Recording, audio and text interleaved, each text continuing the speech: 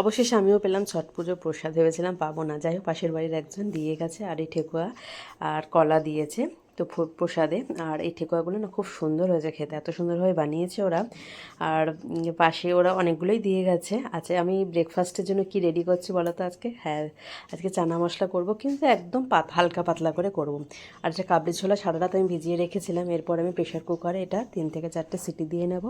জল দিয়ে নুন দিয়ে আমি সেদ্ধ করে নিয়েছি, মানে 3 থেকে 4টে সিটি দিয়েছি। এরপরে আমি এদিকে কড়াতে দেখো তেল দিয়ে আদা, পেঁয়াজ, রসুন, কাঁচা লঙ্কা, টমেটো একসাথে মিক্সিতে পেস্ট করে নিয়েছি, নিয়ে দিয়ে দিয়েছি নুন, হলুদ, লঙ্কার গুঁড়ো, জিরের গুঁড়ো দিয়ে খুব ভালো করে মশলাটা কষিয়ে এবার আমি চানা মটরটা দিয়ে, মানে কাবলি ছোলাটা দিয়ে জল দিয়ে ফুটছে। আর গরম মশলার মধ্যে আমি দিয়েছি একটা ভাজা মশলা লবঙ্গ, এলাচ, দারচিনি আর জায়ফল, জয়িত্রী।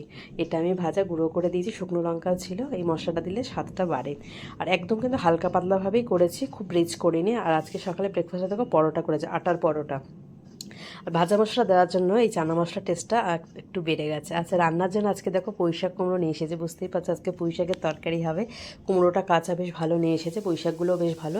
এদিকে তেলের মধ্যে 5 ফোড়ন দিয়ে আমি মাছের মাথা ভেজে নিচ্ছি, আর মাছের তেল ছিল সেটাও আমি একটুখানি হালকাভাবে নাড়াচাড়া করে নিচ্ছি। আমি যে মাছের তেল দিয়ে কোনো তরকারি করলে আমি তেলটা আগে ভালো করে ভেজে নিই। আচ্ছা, পেঁয়াজ কুচি, কাঁচা লঙ্কা কুচি দিলাম। আর এখানে কী বলো তো, একটু ঝাল ঝাল হলে বেশ ভালো হয়। ফুলকপি, শিম, পেঁয়াজ কেটে নিয়েছি, আরও আজ সবজি আছে। সকালবেলা এত তাড়াহুড়ো থাকে তো, তাই একসাথে না সব কিছু কেটে নেওয়ার সময় পাচ্ছি, মানে একসাথে ভিডিও করব সব দিয়ে, সেটা আর সময় হলো না। ফুলকপি, শিম দিয়েছি, এদিকে কুমড়ো, আলু, বেগুন কেটে নিয়েছি। এগুলো সব টুকরো টুকরো করে কেটেছি আর ধুয়ে ভালো করে এগুলো দিয়ে দিচ্ছি। আচ্ছা, অনেক সবজি হয়েছে।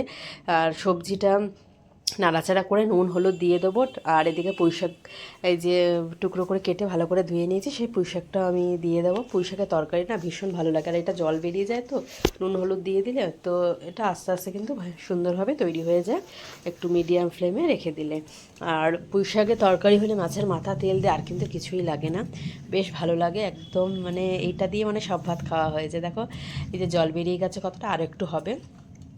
আর আজকে পুঁইশাকের তরকারি আর মাছের ঝোল আর ডাল করেছি, খুব বেশি আজকে আইটেম করিনি। আর মানে পুঁইশাকটা দিয়ে অনেকটা ভাত খাওয়া হয়েছে, তো তাই তৈরি হয়ে গেল দেখো পুঁইশাক।